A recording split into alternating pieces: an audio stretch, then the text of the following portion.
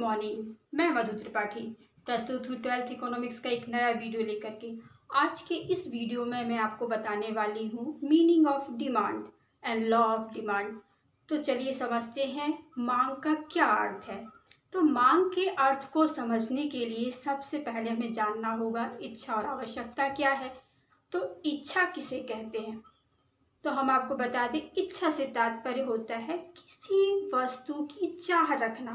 उदाहरण के तौर पे यदि एक व्यक्ति है और उसके पास 2000 रुपये है और उस 2000 रुपये से वो इच्छा रखता है या चाह रखता है कि वो एक कार खरीदे, तो कार की इस संभावना को अर्थशास्त्र में इच्छा कहा जाता है। इसे हम मांग नहीं कह सकते, क्योंकि मांग कहलाने के लिए व्यक्ति के पास उस कार को खरीदने के लिए पर्याप्त मुद्रा का होना आवश्यक है।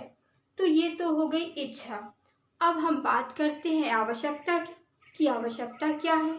तो प्रभावपूर्ण इच्छा को ही आवश्यकता कहते हैं।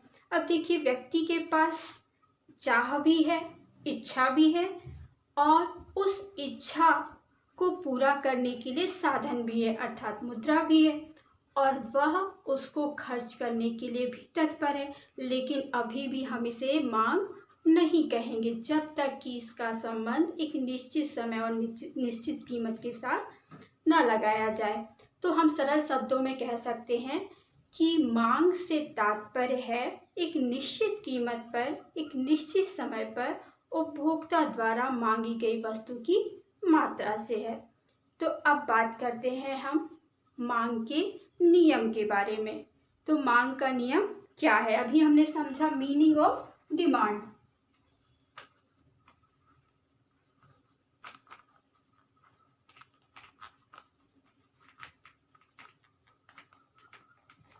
और अब हम समझेंगे लॉ ऑफ डिमांड।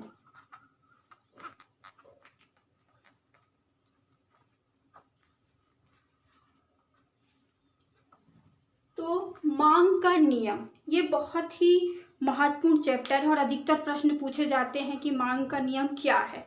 तो मांग का नियम यह बताता है कि वस्तु की मांगी गई मात्रा और कीमत में क्या संबंध है।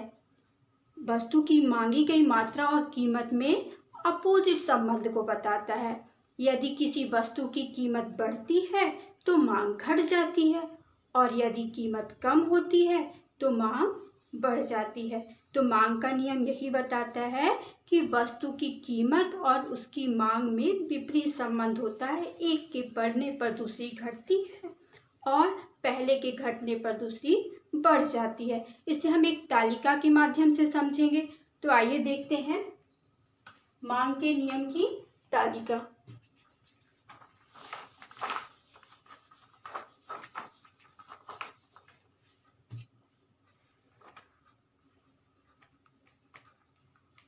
मांग तालिका। एक तरफ मान के चलते हम कोई भी वस्तु ले लेते हैं, सेब ले लेते हैं। तो एक तरफ हम सेब की कीमत लिखते हैं, सेब की कीमत, और दूसरी तरफ जो है सेब की मांग लिख देते हैं।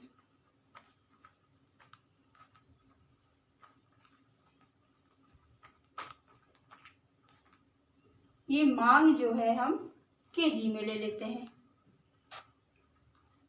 किलोग्राम में ले लेते हैं।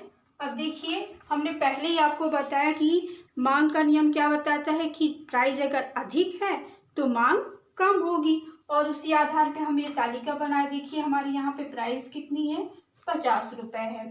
तो यहाँ पे हम सेब की मांग जो है 1 रख देते हैं। अब जैसे ही कीमत कम हो गई, 50 से 40 हो गई, तो ये देखिए कीमत कम होने पर मांग बढ़ गई। इसके बाद यदि 30 होती है तो कीमत, ये जो मांग है वो आपकी 3 केजी हो जाएगी। उसके बाद और भी कम होगा तो ये आपका मांग और बढ़ गया। अगर और कम हुई तो ये देखिए मांग और बढ़ गई। इस प्रकार से मांग का नियम बता रहा है कि कीमत जैसे जैसे घट रही है वैसे वैसे मांग बढ़ती है और यदि कीमत बढ़ेगी तो मांग घटेगी। इसी को हम ग्राफ के रूप में भी बता सकते हैं। देखिए यहाँ पे हम ग्राफ बताते हैं आपको। ये हमने बना लिया यहाँ पे OY अक्ष है हमारा और ये हमारा OX अक्ष है। यहाँ पे हमने प्राइस को दर्शाया और ये हम दर्शाते हैं यहाँ पे डिमांड को। ये सेब की डिमांड है।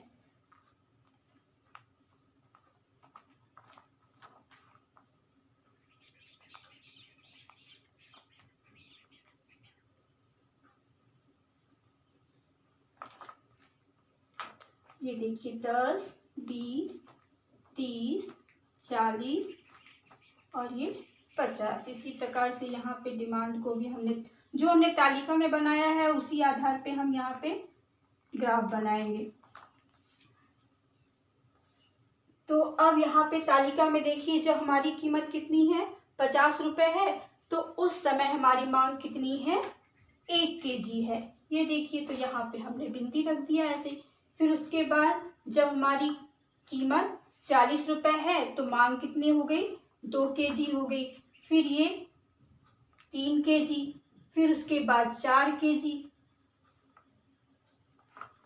इसके बाद और नीचे यहाँ पे देखेंगे कीमत जब और कम हो गई 10 रुपये हो गई तो हमारी मांग जो है बढ़ करके कितनी हो गई 5 kg हो गई।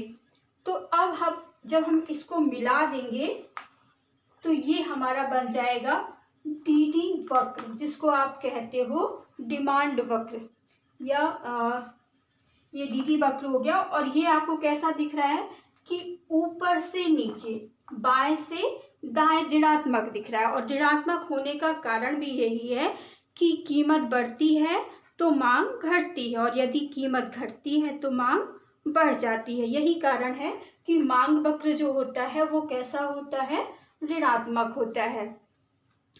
तो इसकी मान्यताएं भी इसी पर आधारित हैं कि भाई ये मांग वक्र ये जो आपका मांग का नियम है वहीं पर काम करता है जबकि उपभोक्ता की आय में कोई परिवर्तन नहीं होता, उसकी रुचि में भी कोई परिवर्तन नहीं, कोई नई स्थानापन्न वस्तु नहीं आती और स्थानापन्न वस्तु की कीमत में भी किसी प्रकार का परिवर्तन नहीं होगा।